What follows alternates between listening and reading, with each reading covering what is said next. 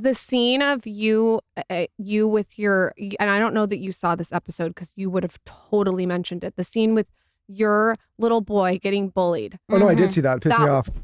I did see that. Oh my God. I just hate that they cut the part where I went over to the lady's house. Yeah. You want to talk about like. What did you say? Well, of course, no one was home. So what do? I like start talking to the Ring camera, like ringing it. I'm like, hey, I'm writing you a note in case your like little shit kid tears it up, but I need you to call me. Like we have a problem. And the kid was in 3rd grade.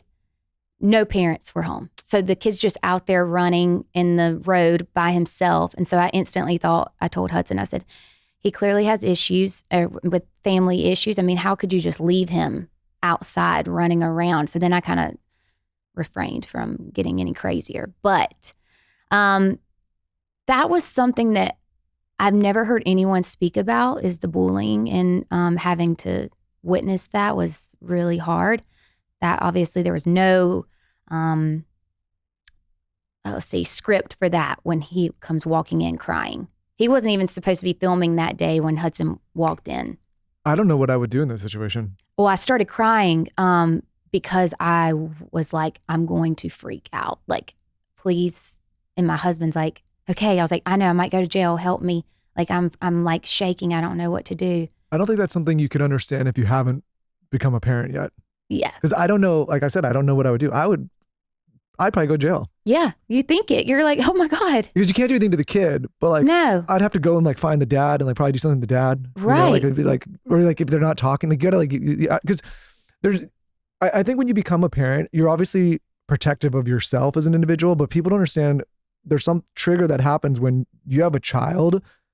It's so much more important to protect that child than even yourself. Like imagine like if you've gone through life as the most important thing in your life is yourself, right? Mm-hmm. You think, and like maybe your family members, but then you have this child and you're like, you will do anything. Oh, for sure. I can't imagine. I think it's like important though that the show left that in, because it showed like your mama bear instincts toward your son, and you guys had this history of you being a single mom, and the show has showed you work so hard, whether you were doing your glam or running your business. It showed you work, and then it was a moment that you're right. It hasn't really, that moment like hasn't really been caught that I've seen on reality television, and the way that you handled it was very graceful, and I thought that it was good they left it in. Yeah. You know what I mean? Yeah, it was good. Yeah. I mean, obviously there's the part after where I was like, get your shoes, we're getting in the car.